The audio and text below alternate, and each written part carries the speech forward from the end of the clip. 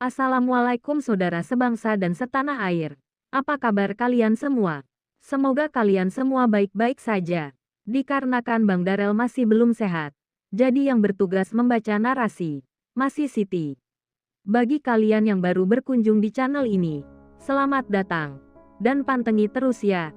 Jika suka dengan konten-konten saya, subscribe dan like. Terima kasih. Oke, kita langsung saja ke ceritanya.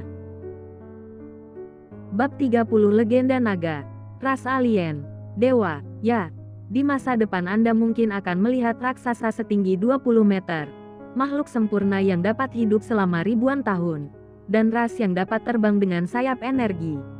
Xiao Chen tiba-tiba bertanya, bagaimana perbandingan tokoh-tokoh legendaris seperti Bodhidharma, Dugu Kyuubai, dan Lang Fanyun dengan para dewa? Yi Zhen mengangguk dan berkata, individu-individu luar biasa yang telah melampaui hidup dan mati ini mungkin sudah dapat dianggap sebagai dewa. Tuan Yi Zhen, bolehkah saya bertanya apakah Anda memiliki urusan mendesak di Pulau Naga? Yi Zhen tersenyum dan berkata, aku tidak berani menerima gelar guru. Panggil saja aku Yi Zhen. Aku datang ke sini untuk mencoba peruntungan dan melihat apakah aku bisa menemukan naga leluhur. Xiao Chen tampak terkejut dan ragu-ragu sebelum berkata, naga leluhur, mungkinkah itu totem dari alam manusia? Bukankah itu hanya keberadaan legendaris dan ilusi? Naga leluhur adalah naga legendaris di dunia manusia. Keluarga kerajaan selalu menyebut diri mereka sebagai putra surga, naga ilahi. Namun, naga ilahi tidak pernah muncul di dunia nyata. Tidak seperti Tyrannosaurus Rex, Pteranodon, dan Brontosaurus, yang memang ada di dunia nyata. Generasi selanjutnya percaya bahwa mereka hanyalah makhluk fiktif. Biksu Yi Zhen berkata dengan sungguh-sungguh, naga leluhur memang ada, tetapi tampaknya hanya ada satu di dunia. Dan mereka tidak pernah bisa bertemu berpasangan. Ia adalah naga di antara naga-naga. Mungkin lahir dari Tyrannosaurus Rex, mungkin dari Stegosaurus. Naga manapun bisa melahirkannya. Sejak masih muda, ia bertarung sengit di antara naga-naga kecil, terus-menerus berubah dan mengganti bentuk aslinya, hingga mengalahkan 10.000 naga dan berubah menjadi naga leluhur bercakar 5. Jadi, naga leluhur tidak lahir seperti itu. Ia muncul dari antara ribuan naga melalui pertempuran dan mengalami metamorfosis. Ya, setiap naga muda memiliki potensi untuk berubah menjadi naga leluhur. Namun, naga leluhur sejati sudah cukup mudah dikenali sejak masih bayi. Biksu Yi Zhen memandang Pulau Naga, tempat raungan binatang buas terdengar naik turun, dan berkata, para nabi dari semua ras di benua ini telah meramalkan bahwa seekor naga leluhur akan lahir di Pulau Naga. Dan Pulau Naga yang disegel mungkin akan terbuka karena hal itu. Pulau Naga, seperti namanya, adalah sebuah pulau yang dihuni oleh naga. Ras naga kuno disegel di sini, yang memang memiliki kondisi yang cocok untuk kelahiran naga leluhur. Ras naga kuno, jika tidak disegel, bisa menandingi para dewa. Naga leluhur legendaris, sungguh menakjubkan. Ini membuat mudah untuk memahami mengapa Pangeran Feng, Guluo, dan yang lainnya datang ke sini. Jika mereka bisa menaklukkan naga leluhur muda itu akan menjadi hal yang tak terbayangkan. Ketika setiap naga leluhur lahir, beberapa raja naga pendamping juga lahir. Kekuatan mereka tidak jauh lebih lemah daripada naga leluhur, dan mereka adalah pengasah terbaik bagi naga leluhur. Seperti naga leluhur, mereka menunjukkan kehebatan mereka bahkan sejak masih bayi dan mudah dikenali. Mereka juga dapat terus berubah bentuk dalam pertempuran, dan merupakan lawan terkuat dan musuh bebuyutan naga leluhur. Bahkan ada legenda bahwa beberapa raja naga pendamping yang lebih muda dapat membunuh naga leluhur muda yang asli dan akhirnya mengambil alih tempatnya, menjadi penguasa tertinggi di antara para naga. Jalan naga leluhur itu kejam. Xiao Chen menghela napas. Ya, itu sangat kejam. Jika tidak, hal itu tidak akan memiliki kekuatan untuk membuat para dewa pun gemetar. Xiao Chen tiba-tiba teringat sebuah pertanyaan. Karena naga leluhur begitu kuat, akankah para pahlawan yang telah hidup abadi di dunia ini muncul di sini untuk mencari naga leluhur kecil? Jawaban Yi Zhen atas pertanyaan ini membuat Xiao Chen semakin merasakan kengerian Pulau Naga. Setelah Pulau Naga disegel, Bukan hanya naga-naga di pulau itu yang kehilangan kekuatan supranatural mereka, tetapi bahkan para dewa yang berani memasuki pulau itu pun menghadapi nasib yang sama. Namun, sementara para dewa dapat pulih setelah periode pemulihan yang panjang, para naga tidak seberuntung itu. Oleh karena itu, semakin kuat suatu makhluk, semakin sedikit mereka berani memasuki pulau naga. Selain itu, wilayah laut sekitarnya, yang membentang ribuan mil, juga terpengaruh. Dalam keadaan normal, itu adalah zona mati, sangat sulit untuk dilewati, benar-benar laut terlarang. Hanya setiap beberapa ratus tahun sekali kurungan maut di laut terlarang itu akan menghilang sementara, dan sekarang siklus lain telah dimulai, memungkinkan perjalanan tanpa hambatan melalui laut untuk sementara waktu. Tuan Yizhen, apakah Anda menyeberangi laut untuk datang ke sini sendirian? Yizhen menggelengkan kepalanya dan berkata, pulau ini berjarak puluhan ribu mil dari daratan utama. Aku tidak punya kekuatan untuk menyeberangi laut sendirian. Aku datang dengan perahu bersama beberapa kultivator. Kami mengetahui dari catatan leluhur kami bahwa ada juga naga ganas di perairan sekitar Pulau Naga. Jadi kami berpisah ketika mendekati sini. Aku pergi duluan. Saat keduanya berbicara, beberapa sosok muncul di Laut Biru, mendekat dengan cepat dari segala arah. Beberapa menggunakan teknik mendalam untuk mendorong perahu kecil dengan kecepatan tinggi, sementara yang lain melayang di udara di atas gulungan terbang. Yang paling mengejutkan Xiao Chen, seorang pemuda berambut pirang benar-benar terbang langsung ke arah mereka. Menyadari keterkejutan Xiao Chen, Biksu Yizhen menjelaskan, mereka adalah penyihir yang mendapat ilham ilahi dari klan barat, yang konon mampu meminjam kekuatan dewa yang mereka sembah. Beberapa orang bergegas ke pantai dan tampak cukup terkejut melihat Biksu Yizhen berdiri bersama seorang pemuda tinggi dan tampan. Xiao Chen juga mengamati mereka. Mereka semua tampak sebagai individu-individu luar biasa, masing-masing dengan aura yang istimewa. Wanita cantik selalu menarik perhatian, dan kecantikan luar biasa yang bahkan mengalahkan bulan akan selalu menjadi pusat perhatian. Di antara keempat wanita yang mendarat di pantai itu terdapat seorang wanita yang sangat cantik, yang sama sekali tidak kalah dengan putri kerajaan Zhaoliner, Yan Qingcheng, keturunan dari garis keturunan Raja Jahat Abadi. Kedua pihak masih berjarak cukup jauh, dan Yizhen diam-diam memperkenalkannya kepada Xiao Chen seorang diri. Nama yang sangat unik, namun sangat cocok. Sosoknya yang anggun dan memesona, seperti mahakarya alam, akan membuat bunga apapun tampak pucat jika ia berdiri di antara mereka. Dengan latar belakang jubah ungu yang mengalir, kulitnya yang seputih salju tampak semakin halus dan memikat. Rambut hitamnya yang panjang dan berkilau terurai alami di bahunya, dan matanya, yang dibingkai oleh bulu mata panjang, penuh semangat. Hidungnya halus dan lurus, bibirnya lembab dan merah, dan giginya seperti mutiara. Kecantikannya yang tak tertandingi tampak diselimuti kabut tipis, seperti mimpi dan halus. Yan Qingcheng sangat cantik sehingga mustahil untuk tidak mengingatnya. Wanita yang begitu mempesona akan meninggalkan kesan mendalam pada setiap orang yang melihatnya untuk pertama kali. Namun, Xiao Chen merasa ada yang tidak beres. Wanita ini mungkin musuh bebuyutannya. Yan Qingcheng kemungkinan besar adalah adik perempuan Wang Zifeng, yang telah ia serang dan bunuh. Yan Qingcheng sangat cantik, yang menarik perhatian semua orang. Orang terakhir dari keempatnya yang berjalan ke pantai tidak terlalu tampan, tetapi dia sama menariknya. Orang ini memiliki tinggi 3 meter penuh, jauh lebih tinggi dari orang rata-rata.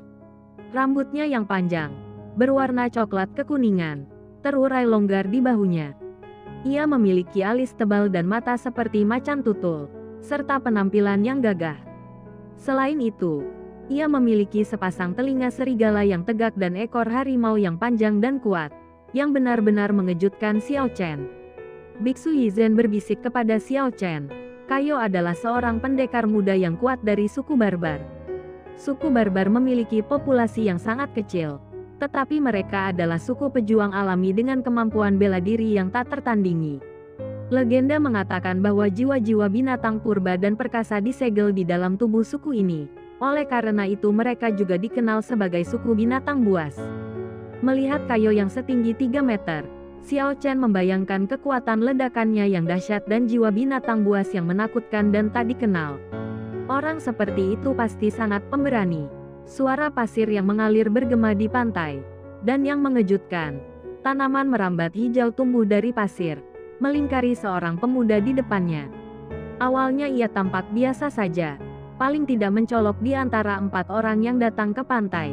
Tetapi sekarang ia telah menjadi pusat perhatian. Pulau Naga memang memiliki kekuatan aneh. Energi spiritualku telah diganggu. Setelah mendengar kesimpulannya, semua orang yang hadir mengerutkan kening. Biksu Yizhen berbisik kepada Xiao Chen. Yarot, seorang pemuda perkasa dari klan hutan. Orang-orang dari klan mereka memiliki kekuatan spiritual untuk memanipulasi tumbuhan. Arot memiliki rambut panjang berwarna hijau gelap, dan bahkan pupil matanya pun berwarna hijau pucat. Penampilannya biasa saja dan tubuhnya ramping. Tetapi Xiao Chen tidak berani meremehkan kekuatannya. Hanya dalam sekejap, pantai itu sudah rimbun dan hijau. Pemuda asing ini memiliki kemampuan yang sangat aneh. Jadi metode serangannya pasti juga sangat unik. Bab 31 Pterodaktil vs Setengah Dewa. Orang keempat adalah seorang pemuda tinggi dan tampan. Pemuda perkasa yang sama yang terbang dari langit. Ia tampak berusia awal 20-an. Dengan rambut panjang berwarna pirang keemasan yang bersinar seperti nyala api emas. Dan wajah yang terpahat indah seperti giok berharga. Ia memancarkan aura mulia. Dan bahkan di tengah keramaian, ia akan dengan cepat menarik perhatian. Seperti matahari keemasan yang memikat mata. Biksu Yizhen berbisik. Ren, seorang pemuda perkasa dari klan barat, adalah penyihir berbakat ilahi. Praktisi seperti itu juga dikenal sebagai penyihir. Dan konon mereka dapat meminjam kekuatan dewa yang mereka sembah. Xiao Chen sangat mengagumi kemampuan penyihir Ren untuk terbang. Bagi seorang seniman bela diri seperti dia yang ingin terbang, jalan yang harus ditempuh akan sangat panjang dan sulit. Kedua pihak telah bertemu, dan Biksu Yizhen tersenyum sambil memperkenalkan mereka satu sama lain. Izinkan saya memperkenalkan Anda kepada teman baru, Xiao Chen dari alam manusia. Keempat orang yang memasuki kebun kelapa itu semuanya terkejut, menatap Xiao Chen dengan tak percaya. Xiao Chen menyadari bahwa mereka telah salah paham. Dan berkata, aku tidak datang ke sini dengan menembus kehampaan sendiri, aku hanya secara tidak sengaja memasuki alam keabadian. Penjelasan singkat menenangkan keempat pria itu, yang kemudian berhenti memperhatikannya. Jelas, mereka tidak terlalu menghargai Xiao Chen, menunjukkan keramahan yang jauh lebih sedikit daripada Biksu Yizhen, dan bahkan belum bertukar sepatah kata pun dengannya. Xiao Chen terkekeh merendah. Dunia keabadian juga sama realistisnya. Tanpa latar belakang yang kuat, seseorang tidak akan dihargai dimanapun. Mengaung, raungan naga yang memekakkan telinga datang dari kedalaman laut, seperti guntur yang mengguncang langit. Laut itu sendiri bergejolak hebat, dan di cakrawala yang jauh, 2 kapal besar dengan cepat hancur ketika bayangan naga raksasa menggeliat dan mencabik-cabik kapal-kapal itu dengan kekuatan yang luar biasa. Ini kapal kami, seru pemuda barbar itu. Kayo, dengan marah, tubuhnya yang setinggi 3 meter menegang, memancarkan aura berbahaya seperti binatang buas. Jaraknya terlalu jauh, orang-orang kita mungkin akan kesulitan melarikan diri ke laut. Akan merepotkan bagi kita untuk meninggalkan pulau ini di masa depan. Arot, seorang pemuda dan pria perkasa dari suku hutan, berbicara dengan tenang, tampak tanpa rasa cemas. Sambil memandang bayangan naga raksasa di laut, Biksu Yizhen berkata, tidak lama lagi akan ada lebih banyak kultivator yang datang ke Pulau Naga, dan kemudian kita bisa menaiki kapal mereka dan pergi. Mengaum, lambat laun. Semua orang merasakan ada sesuatu yang tidak beres. Naga berlengan 8 itu telah menghilang ke laut, tetapi raungannya masih sesekali bergema, dan suaranya tampak berbeda dari suara penguasa air. Biksu berjubah putih yang anggun, Yizhen, menunjuk ke langit yang jauh dan tiba-tiba berseru kaget.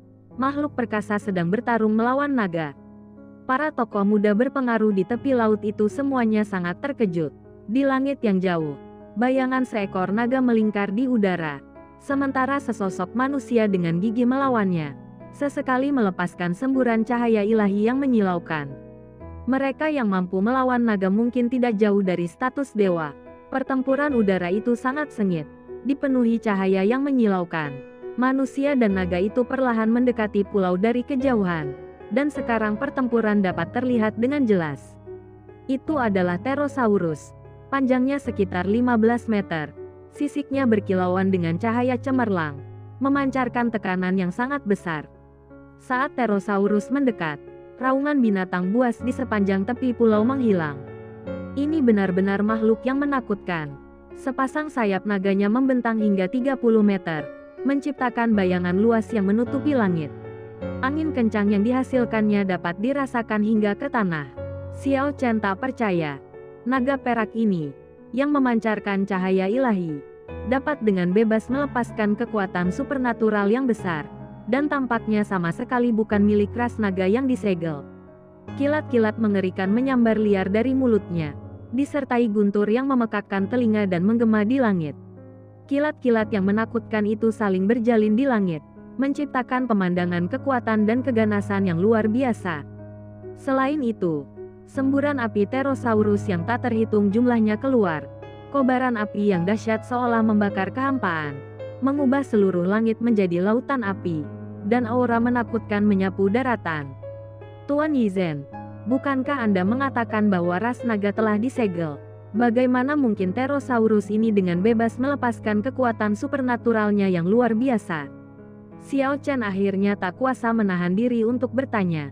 Pterodaktil, itu nama kuno. Aku hampir lupa. Ichijin menjelaskan sambil menyaksikan pertempuran sengit di langit. Nah, di benua yang luas ini, mereka adalah satu-satunya naga yang belum disegel. Mereka adalah salah satu makhluk terkuat di benua ini, dan pterodaktil dewasa semuanya adalah setengah dewa. Namun, mereka sangat langka dan jarang muncul di hadapan dunia. Sejauh yang Xiao Chen ketahui, Pterosaurus bukanlah spesies naga terkuat di antara ras naga kuno. Namun mereka memiliki kekuatan yang luar biasa. Seberapa menakutkankah ras naga kuno yang benar-benar kuat itu? Hanya saja semua ras naga lainnya telah disegel. Dan ras Pterosaurus, satu-satunya yang tidak disegel, menjadi naga di mata dunia. Biksu Yizhen melanjutkan. Pterodaktil juga dapat dibagi menjadi beberapa kategori, seperti naga hitam, naga cahaya suci, dan naga emas. Mereka tampaknya memiliki banyak hubungan dengan ras-ras barat. Anda dapat bertanya kepada penyihir Len. Dia pasti tahu lebih banyak daripada saya. Pemuda berambut pirang itu, Ren, sangat tampan, bagaikan matahari keemasan. Mata birunya yang seperti laut menyapu pandangan ke arah Xiao Chen. Tetapi entah karena pertempuran di langit terlalu memikat atau karena ia enggan menjelaskan kepada Xiao Chen, ekspresinya agak acuh tak acuh. Sosok yang bertarung melawan naga suci cahaya itu sebenarnya adalah malaikat jatuh. Seru Arot dari klan hutan dengan terkejut. Malaikat jatuh belum muncul di dunia selama lebih dari 100 tahun. Aku tidak pernah menyangka akan melihat mereka di sini. Tubuh naga suci cahaya yang sangat besar terus-menerus berkilauan dengan cahaya suci. Sementara sosok yang melawannya selalu diselimuti kabut gelap dan menyeramkan. Baru sekarang beberapa orang di darat dapat melihat wujud aslinya. Rambutnya yang panjang dan hitam legam terurai seperti air terjun. Meskipun wajah aslinya tertutup, sosoknya yang memesona memancarkan daya pikat yang tak terbatas. Tubuhnya yang berlekuk indah terlihat jelas, dan gaun hitamnya yang hampir transparan menonjolkan payudaranya yang indah, pinggangnya yang ramping, pinggulnya yang bulat, dan kakinya yang panjang dan seputih salju, membuatnya tampak sangat memikat dan benar-benar memesona. Tentu saja, yang paling menarik perhatian adalah di balik tubuh yang anggun itu, terdapat sepasang sayap hitam yang memancarkan cahaya samar seperti hantu. Fluktuasi energi yang kuat melonjak di udara, menyebabkan kilat dan kobaran api yang datang surut. Malaikat yang jatuh itu memiliki kekuatan tempur yang tak tertandingi dan juga sangat anggun. Terlepas dari pertempuran yang sengit, berbagai posisi bertarungnya mengalir dengan mulus, seperti angsa hitam cantik yang menari dengan anggun. Naga suci cahaya yang sangat besar itu tidak berhasil unggul, sebaliknya, ia diredam oleh malaikat jatuh yang anggun. Di tangannya yang ramping, ia memegang pedang energi raksasa sepanjang 10 meter, dengan kabut hitam berputar-putar di sekitarnya dan cahaya pedang yang berkilauan, menerangi seluruh langit. Bab 32 Realita Alam Abadi. Naga suci cahaya melantunkan mantra tanpa henti, memancarkan cahaya yang menyilaukan di udara. Pada saat yang sama, sayapnya, seperti dua pedang ilahi yang sangat besar, menebas secara horizontal dan vertikal di udara, melawan malaikat yang jatuh. Energi yang menakutkan itu berfluktuasi dengan hebat, dan semua orang di lapangan dapat merasakannya dengan jelas. Ini jelas merupakan pertempuran yang mengerikan. Setelah Biksu Yizen menjelaskan dengan suara rendah, Xiao Chen secara kasar memahami situasi ras malaikat jatuh. Malaikat jatuh adalah ras kuno yang dekat dengan para dewa. Meskipun jumlah mereka sangat sedikit, kekuatan tempur mereka tak tertandingi. Dan yang terkuat di antara mereka dapat dikatakan setara dengan dewa. Banyak ras lemah di alam abadi menyembah mereka sebagai dewa, yang menyebabkan beberapa dewa alien membenci mereka. Konon, mereka diburu dan hampir musnah, dan belum muncul di benua itu selama lebih dari 100 tahun. Suatu ras dewa kuno, semakin banyak yang dipelajari Xiao Chen, semakin misterius alam keabadian baginya. Dua makhluk setengah dewa ini benar-benar bertarung dengan sangat sengit, seru Biksu Yizen dengan penuh emosi. Arot, pemuda perkasa dari klan hutan, berseru, naga suci cahaya jelas bukan tandingan baginya. Malaikat jatuh itu memang kejam. Dia memaksa naga suci cahaya ke sini, mungkin bermaksud untuk menjatuhkannya ke Pulau Naga. Pemuda barbar setinggi 3 meter, Kayo, mengangguk dan berkata, seharusnya memang begitu. Bahkan jika naga bersayap yang tidak disegel jatuh ke Pulau Naga, mereka juga akan kehilangan kekuatan supernatural mereka secara permanen. Raungan, naga suci cahaya meraung terus-menerus, dan akhirnya berubah menjadi wujud manusia, mengaduk langit yang dipenuhi kabut merah muda. Ia bertarung sengit dengan malaikat jatuh di tengah kabut cahaya. Fluktuasi mengerikan itu meliputi 10 penjuru. Tampaknya hal itu dirasakan oleh naga-naga di Pulau Naga, dan raungan naga terdengar dari kedalaman pulau. Akhirnya, naga suci cahaya terpaksa muncul kembali dalam wujudnya yang besar, mengeluarkan raungan yang sangat dahsyat saat ia menukik menuju Pulau Naga. Sayapnya terbelah oleh pedang energi besar di tangan malaikat jatuh, sementara ledakan besar cahaya gaib menghantam tubuhnya. Pertempuran berakhir begitu saja. Beberapa orang yang menyaksikan tahu bahwa begitu naga suci cahaya memasuki Pulau Naga, ia akan selamanya kehilangan kekuatan supranaturalnya. Dan sejak saat itu, sifat buasnya akan mengalahkan sifat ilahinya. Bahkan para malaikat yang jatuh pun tak berani mendekati Pulau Naga. Setelah kemenangan mereka, mereka berubah menjadi seberkas cahaya gelap dan lenyap ke langit. Setelah sekian lama, kebun kelapa itu tetap sunyi.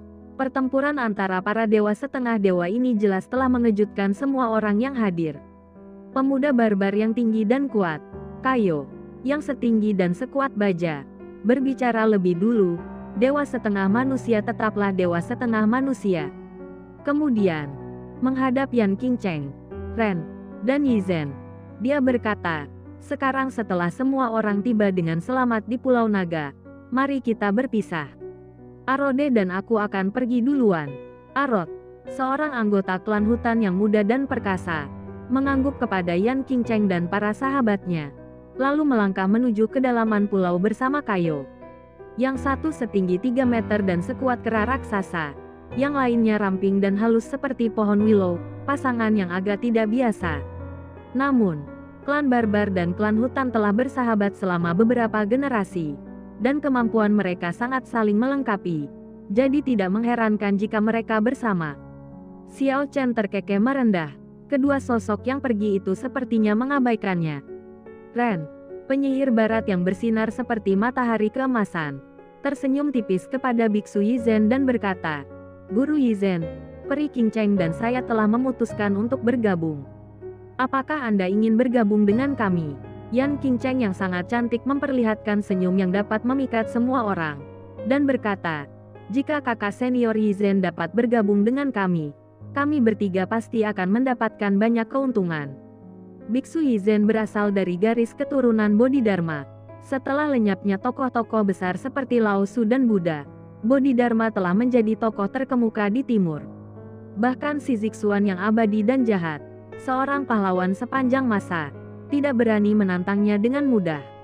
Tentu saja, orang-orang dari garis keturunan Bodhidharma juga sangat dihormati. Hehe, tidak. Aku punya kakak laki-laki yang mungkin juga akan datang ke Pulau Naga. Jadi aku akan menunggunya di pantai selama beberapa hari dulu. Kalau begitu, kami pamit dulu. Ren dan Yan Qingcheng saling mengucapkan selamat tinggal dan menghilang ke dalam rimbunnya pohon kelapa, seolah melupakan kehadiran Xiao Chen. Xiao Chen terkekeh merendah dan tidak berkata apa-apa. Di dunia nyata, kekuatan mewakili segalanya.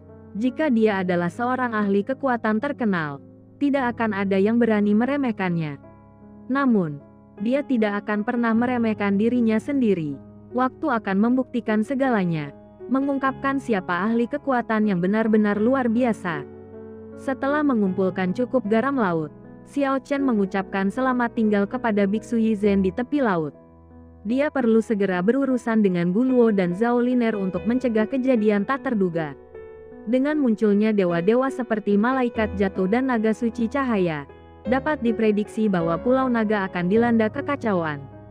Dalam beberapa hari, sejumlah besar ahli pasti akan datang untuk memperebutkan naga leluhur dan raja naga pendampingnya. Ini adalah tempat konflik besar. Ketika mereka kembali ke sekitar rawa kematian, ketiga kerangka itu, Raja Qin Guang, Raja Yama, dan Raja Samsara, diam-diam muncul dari hutan lebat.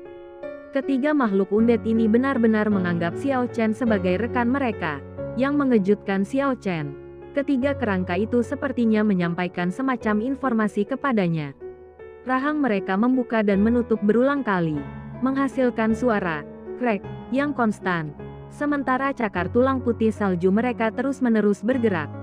Akhirnya, mereka menariknya ke arah tertentu dan terbang pergi dengan kecepatan yang sangat tinggi. Mungkinkah mereka telah menemukan Zhao Liner dan Guluo? Xiao Chen dengan cepat menduga kemungkinan ini.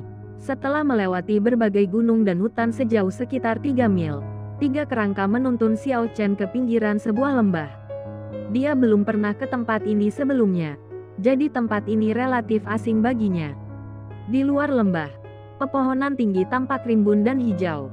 Tetapi hanya sedikit binatang buas yang berkeliaran di daerah itu. Xiao Chen mengandalkan intuisinya, menduga bahwa binatang buas yang menakutkan mungkin menghuni daerah tersebut.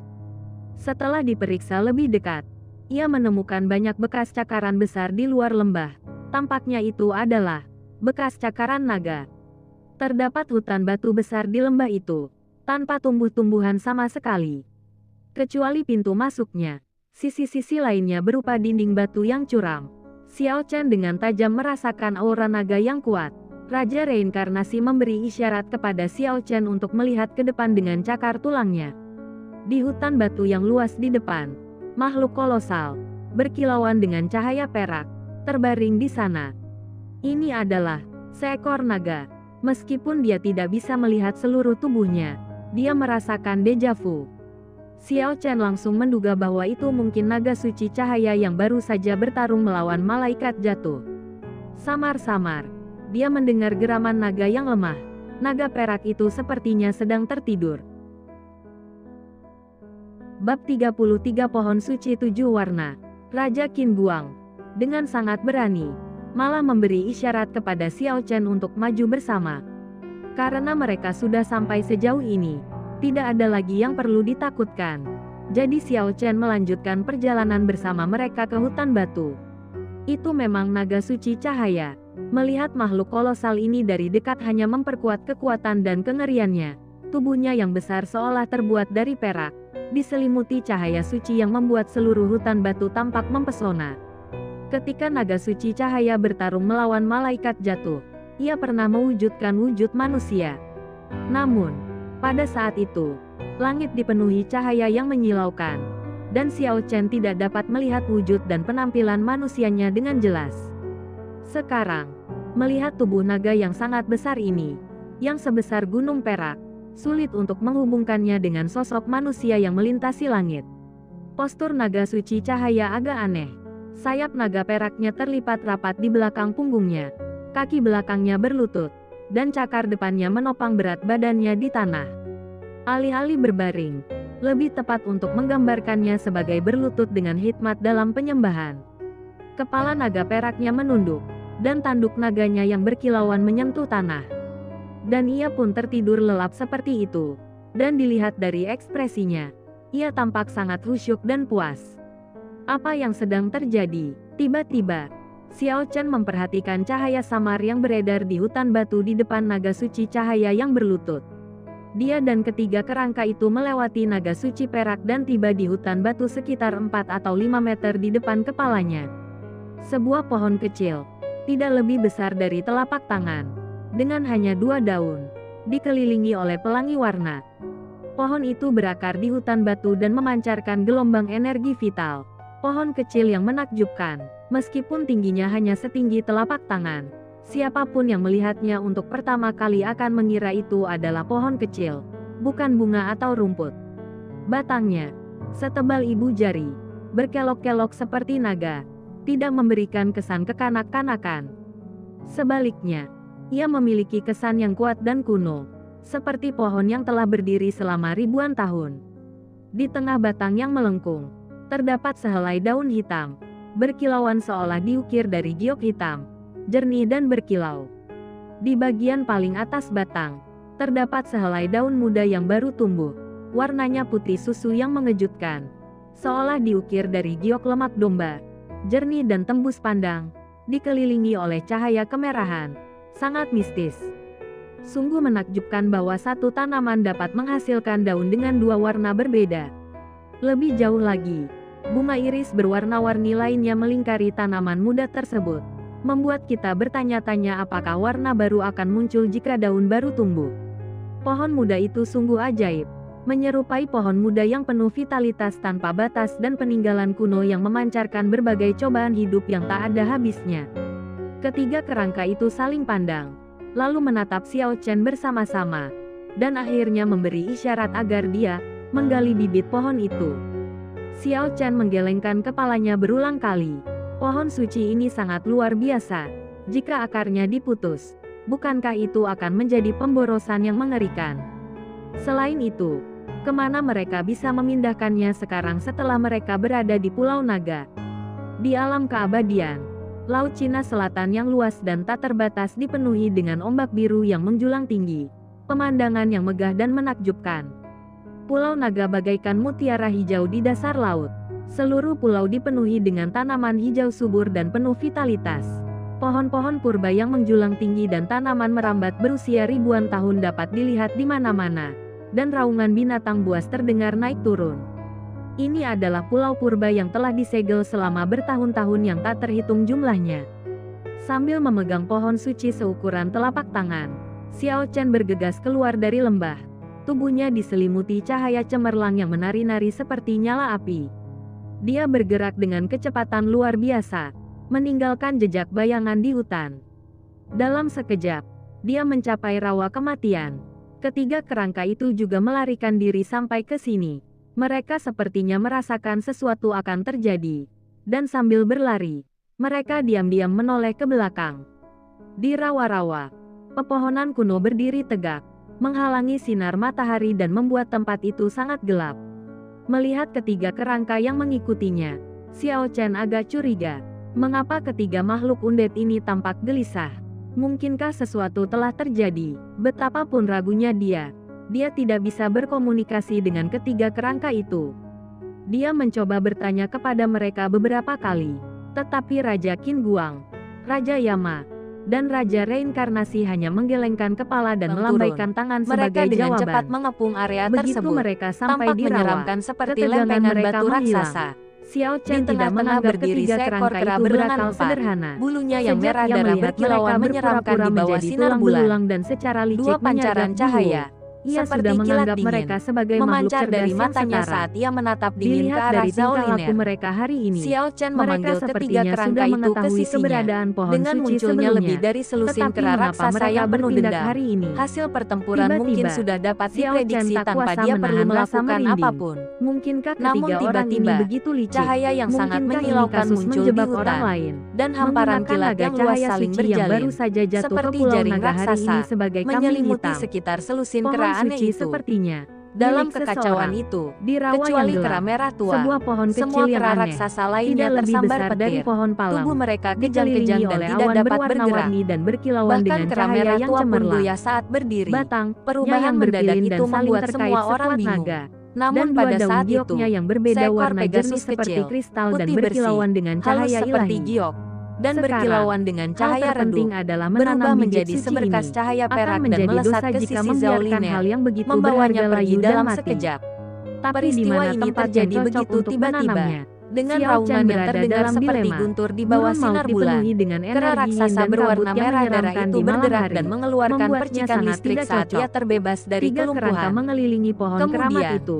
ia Tampak melompat sangat seperti tertarik orang padanya. gila dan mengejar Tiga cakar unicorn tulang kecil mereka itu. terulur secara Setelah bersamaan, beberapa saat, mencoba kera memetik daun raksasa yang yang menyerupai tadinya giok hitam kejang-kejang di tembus tanah pandang. pulih sepenuhnya dan Xiao kemudian Chen dengan mengejar cepat mereka tanpa menghentikan menoleh mereka. ke belakang. Sungguh sia-sia. Semua ini Ketiga terjadi kerangka ini begitu benar-benar tiba-tiba. membingungkan. Kini hanya Guru yang Seolah berdiri menyadari bahwa sendirian di Xiao Chen sana, merasa tetapi kesulitan dia tidak menanam pohon menunjukkan keramat. keputusasaan. Raja reinkarnasi menarik lengan Sebaliknya, bajunya, senyum muncul memberi di isyarat bibirnya. agar dia Xiao mengikutinya Chen ke rawa. merasakan ada sesuatu yang tidak Sesampainya di beres dan tempat yang meninggalkan terpencil jejak dan gelap, bayangan saat dia ketiga bergegas kerangka maju. itu dengan santai Namun, menunjuk ke sebuah dia pohon sudah besar, terlambat. lalu ke pohon Sebuah muda gulungan keramat yang dibuka tersebut. oleh Guluo Melihat mengangkatnya ke kebingungan udara, Xiao Chen, membuatnya Raja melayang Qin tinggi Guang di dengan mudah atas. meraih tangan Xiao Diri Chen dan sendiri yang menyuruhnya terlalu cepat meletakkan jelas pohon bukan suci ide itu yang di atas bagus. pohon Tentu raksasa. saja, Pada jika saat binatang itu, suci unicorn sesuatu kecil yang itu tidak menakjubkan datang, terjadi. aku akan Akar-akar melarikan tembus diri cahaya ketika dari tunas benar-benar pohon sampai secara pada otomatis situasi muncul hidup dan dari mati. tanah yang dipegang Xiao Chen. Bukankah Dan semua yang kemudian, terjadi sekarang memancarkan membenarkan cahaya dugaanku? warna-warni, Bukankah berakar lebih di tepat batang untuk pohon pergi kuno itu. sekarang?